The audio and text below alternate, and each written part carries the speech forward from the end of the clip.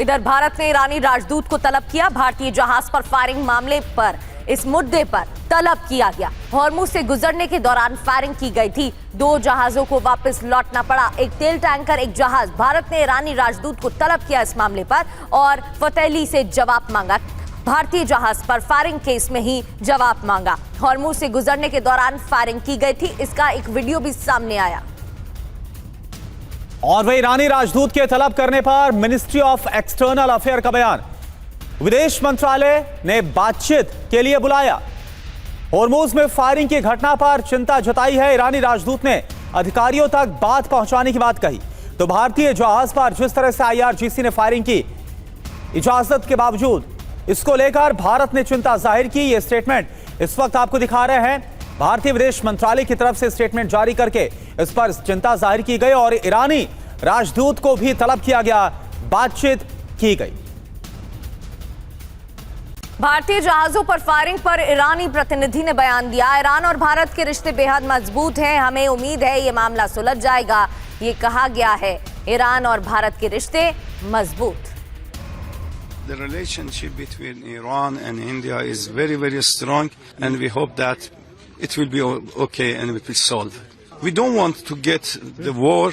We don't want to get a crisis in the region.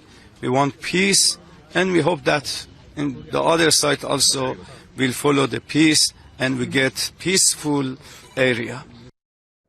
तो Hormuz में भारतीय जहाज पर फायरिंग हुई है। पूरी घटना क्या हुई आप जानिए और इसके बाद क्या हुआ। हॉर्मुज में 2 भारतीय जहाजों पर IRGC ने फायरिंग की। हॉर्मुज पार करते वक्त जहाजों को IRGC ने रोका। भारत के झंडे वाले दोनों जहाज हॉर्मुज पार कर रहे थे। कच्चा तेल और गैस लेकर भारत ये दोनों जहाज आ रहे थे और फायरिंग पर भारत ने ईरानी राजदूत को तलब किया। इस दौरान फायरिंग होती है। इस मामले पर विरोध जताते हुए विदेश मंत्रालय की तरफ से ईरानी राजदूत को तलब किया गया है। हॉर्मुज स्ट्रेट पार कर रहे 2 भारतीय जहाजों पर फायरिंग का मामला। एक और बड़ी जानकारी, बड़ा अपडेट है कि IRGC ने भारतीय जहाजों पर फायरिंग की। आवाजाही की अनुमति के बाद ये फायरिंग हुई और भारतीय जहाज के क्रू मेंबर का ऑडियो सामने आया है। इस दौरान एक ऑडियो भी सामने आया।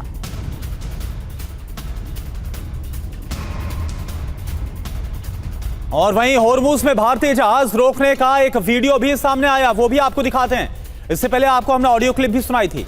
ईरानी सेना ने हॉर्मुज स्ट्रेट में रोका था जहाज। ये वही वीडियो है। ईरान ने फिर से ठप कर दिया है। हॉर्मुज में जहाज पर फायरिंग होती है। भारत ने नाराजगी व्यक्त की है। इससे जुड़ा ऑडियो और वीडियो भी सामने आया। विदेश मंत्रालय ने दिल्ली स्थित ईरान के राजदूत को तलब किया। 2 जहाजों पर फायरिंग की घटना पर भारत ने गहरी नाराजगी जताई है। राजदूत से ईरानी अधिकारियों को भारत का दृष्टिकोण बताने के लिए कहा गया। हॉर्मुज से भारत आने वाले जहाजों के आवागमन को सुगम बनाया जाए, यह भी कहा गया।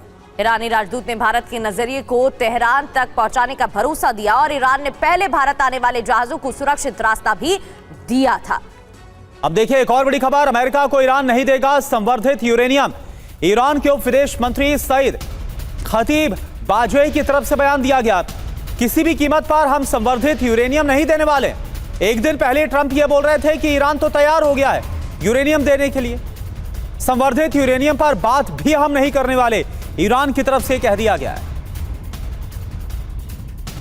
और इजरायल ने UN में हॉर्मुज का मुद्दा उठाया। इजरायली राजदूत ने फ्रांस, चीन और पाकिस्तान को घेरा। कहा मेरे सवाल का उनके पास कोई जवाब नहीं है। हॉर्मुज पर करने के लिए पेमेंट की बात कही, यानी कि हॉर्मुज पार करने के लिए पेमेंट की बात कही गई। सवाल उठाया गया। चीन, फ्रांस और पाकिस्तान को घेरते हुए ये बात कही गई। UN में इजरायल ने हॉर्मुज का मुद्दा उठाते हुए चीन, पाकिस्तान और फ्रांस को घेरा।